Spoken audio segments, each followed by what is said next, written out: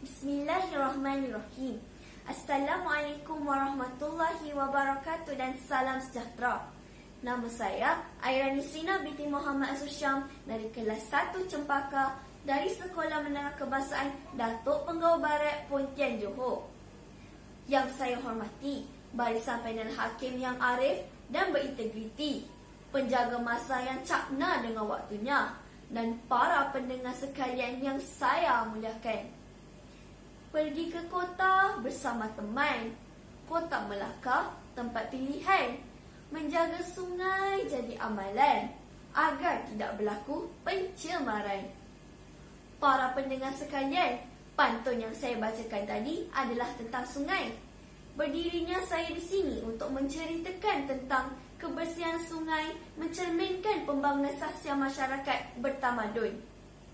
Sungai merupakan satu jasad yang terletak dalam kitaran hidrologi, bermula daripada hujan air yang jatuh ke kawasan tadahan di lembaran sungai tersimpan di dalam tasik membentuk air tanah dan mengalir terus ke laut. Evaporasi air permukaan pula membawa wap air ke atmosfera. Kitaran ini akan berterusan ulang dan berulang. Hari Air Sedunia disambut pada 22 Mac setiap tahun, bertujuan menghargai sumber air dan meningkatkan kesedaran krisis air antarabangsa selaras dengan matlamat pertumbuhan bangsa-bangsa bersatu. Air dan sanitasi untuk semua menjelang tahun 2030. Tema Hari Air Sedunia kali ini adalah Be the Change. Mendorong orang ramai untuk mengambil tindakan dalam kehidupan mereka sendiri untuk mengubah cara menggunakan, mengambil dan mengurus air. Air ialah sumber kehidupan yang merangkumi isi rumah, makanan, budaya, kesihatan, pendidikan, ekonomi dan persekitaran semula jadi. Alangkah ruginya kita dengan kemajuan teknologi dan kemampuan manusia hari ini jika tidak dimanfaatkan ke arah memelihara dan menggunakan khazanah alam ini untuk faedah bersama. Sungai yang bersih berpotensi besar sebagai sumber air mentah dan membolehkan aktiviti ekonomi seperti peternakan ikan, aktiviti sukan dan riadah dengan baik tanpa risiko pencemaran.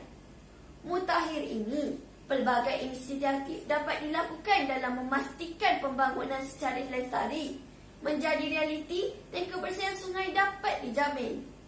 Pembangunan lestari bukan sahaja memberi faedah kepada manusia dari sudut pembangunan, malah memelihara ekosistem alam semula jadi, di mana kita juga bakal mendapat manfaat daripada inisiatif ini. Oleh itu, mustahak untuk kita mengenal pasti usaha-usaha untuk menjaga kebersihan sungai kita supaya tidak terlambat. Persis peribahasa Melayu, sesal dulu pendapatan, sesal dulu kemudian tiada berguna. Jika amalan ini dapat dilaksanakan secara berterusan, ia akan menjadi satu budaya di dalam kehidupan kita. Kerajaan ini bertekad mahu menjadikan sebuah negara maju di mana kebersihan menjadi satu budaya atau cara hidup. Kita yakin rakyat rata-rata sedar bahawa selain memastikan kelestarian alam, memberi kita keselesaan hidup.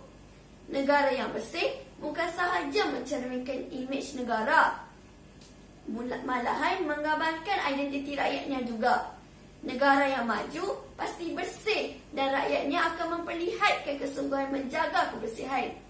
Jika sokongan dan dorongan yang perlu diberikan daripada akar umbi, maka tidak mustahil program memelihara kebersihan sungai daripada tercemar untuk berjaya. Panel hakim dan para pendengar yang saya kasihi, izinkan saya untuk menyampaikan sebuah puisi yang bertajuk Sungai Deras. Sungai mengalir deras. Sungai bergerak tetapi mengikuti jalan. Ketika ia lelah dalam satu perjalanan, ia menggesek beberapa batu untuk menempa jalan baru. Kerja keras, tapi itulah sifatnya. Cinta seperti sungai akan memotong jalan baru setiap kali menemui rintangan.